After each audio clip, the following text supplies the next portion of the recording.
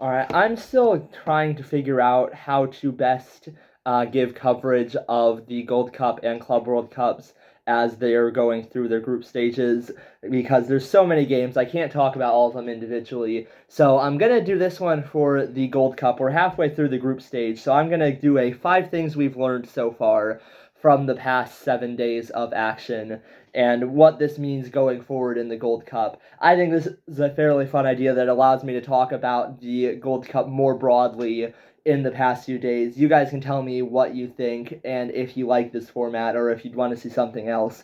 But let's get into it. Starting at number 1, I severely underestimated the Dominican Republic and Suriname. Ultimately, they did lose to Costa Rica and Mexico, both of them. Like, they're both out already, but they played a lot better than I thought they would. And watching the Costa Rica Dominican game, there were a while where Dominican Republic looked a lot better even than Costa Rica. Like, it took them a while to get going, and once they did get going, it felt like Costa Rica, they started to get into the game and do better. But at the beginning, the Dominican Republic really were the better side, and they had the lead for a while. Like, I think they did a lot better than I thought they would, and I think I underestimated them when I shouldn't have, especially in that first round of fixtures when they scored 5 goals between the two of them in the 2 games. Suriname very nearly did beat Costa Rica. They were down 2-0, came back to 3-2, and then still ended up losing the game in fairly heartbreaking fashion with a penalty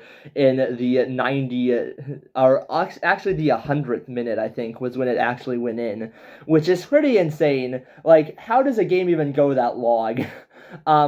Not so much. I mean, it looked like it was a penalty, and you can't give away those kinds of penalties when the game's on the line. So maybe there's some frustration there from the Suriname defense. Like, that is a really painful way to lose the game, especially if you are a Suriname fan. So that's rough, but I have been really impressed with Suriname and the Dominican Republic, and I think on the final match day, I'm not going to be tuning into Mexico, Costa Rica. I'm much more interested to see how Suriname and Dominican Republic play against each other. And this is something I want to do with CONCACAF in general, is watch games from teams I'm less familiar with and learn about them a bit more, because that's part of the joy of CONCACAF football, is there's such a wealth of different nations and people at different spots. Like, this is the Dominican Republic's first time ever at a Gold Cup, and yet they've got a decent squad and gave Mexico a decent scare in the opening game. The mighty Mexico who've dominated CONCACAF football for generations. And here's the Dominican Republic getting 2 goals against them. Sure, they lost 3-2, but it's a good game. And I am really excited to see what these two could do going forward, because even if they aren't going to ultimately make it through in the Gold Cup this time round, they I doubt will go away in 2 years' time, and I hope they get another chance because I'd love to see them do that. Secondly, Canada and Panama are scary. Like, I am growing more and more confident by the day that Panama legitimately have a shot at the Gold Cup title. So they did end up giving away 2 goals in their match, but they had effectively beaten Guadeloupe within 20 minutes when the score was 4-0. And the thing is, with both Canada and Panama, they were going up against lesser opposition. So how do you make a statement when you're expected to win?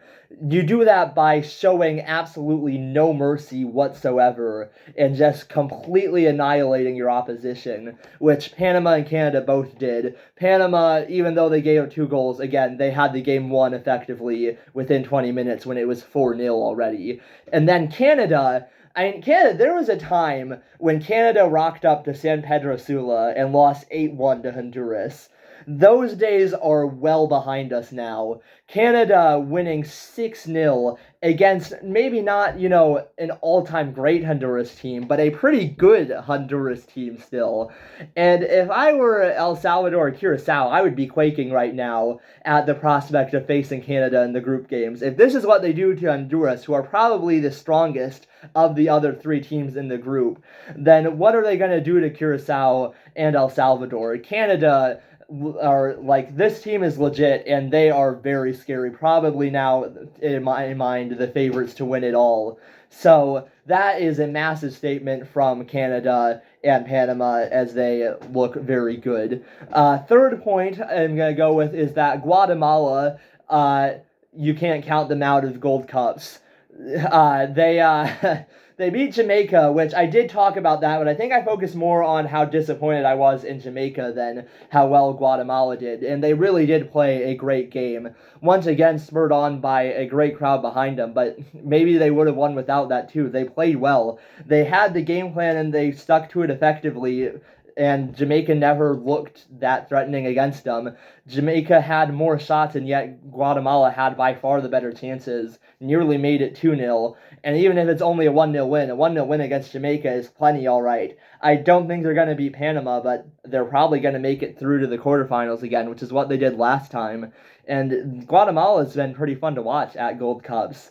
So I'm quite excited to see what they can do in the next tournaments as well, if they can keep up this streak, because they're not in the quarterfinals yet. But if they keep playing like they have been, I don't see any reason why they won't be in the quarterfinals. Like, I'd be surprised now if they don't make it to the quarterfinals of this group stage. And I hope that they can keep a streak going, because it's fun to see Guatemala do well. I'm enjoying that. My fourth point is that Saudi Arabia is not all that. They do have some of their spine out with Al Hilal being in the Club World Cup. A lot of their Al Hilal players have chosen to be in the Club World Cup. But I expected a little bit more from the Saudis. They've scored 1 goal in 2 games, and that was a penalty kick. So they've yet to score from open play, and they showed the U.S. B team a lot of respect. Like, they were hanging back, and maybe that's what they needed to do. But, like, I thought that Saudi Arabia, as one of the premier footballing nations in Asia, would play a little bit better. And don't get me wrong, I don't really want to see Saudi Arabia do that well. I don't massively like the fact that they're in this tournament. I feel like that's a spot that could have gone to a Central American or Caribbean team where it would have meant a lot more to them. So I would have preferred it be another CONCACAF nation. I don't like this whole inviting thing. I think that's kind of silly for, like, imagine the Euros, but also Brazil and the US are there because UEFA wants money. Like, that's basically what they've done with Qatar and Saudi Arabia. So I'm not thrilled about that. I don't really like the Saudis in the tournament, but they're also not playing as well as I thought they would. So I can be at least happy about that. And then the fifth and final point is that attendances are really low. And I'm not talking about, like, attendances for matches like, I don't know, El Salvador versus Curacao, because then attendances are expected to be low. Like, that's just an inevitability. The tournament's always in the U.S., which is quite lame. I can kind of understand the rationale of, like, not too many countries in CONCACAF could host it on their own, and the line from CONCACAF is that only the U.S. could. I don't see why, at the very least, Mexico wouldn't be able to host the Gold Cup. And also, if we're going to have the U.S. host it every year, why not give at least other countries a chance to co-host? Like, every once in a while, Canada now twice has gotten to host one game in Canada. Jamaica and Costa Rica, I think, one time got a stadium.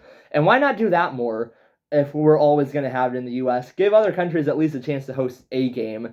But the attendances have been really low, mainly because, like, it's hard to get Americans excited about some of the games that are in the tournament. They're not all going to be high attendance matches, especially when it's between two nations that aren't the U.S. and Mexico.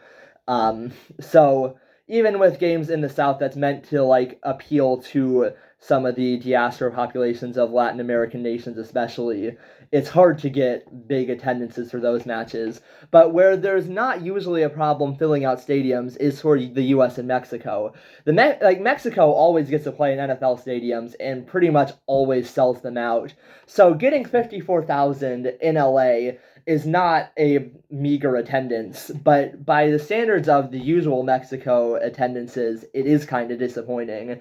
And the same with the U.S., who have gotten 12,000 and 11,000 fans at their games. They usually do at least sell out MLS venues, and they wouldn't be able to do that in an NFL stadium, but at MLS venues, they do tend to get a full attendance.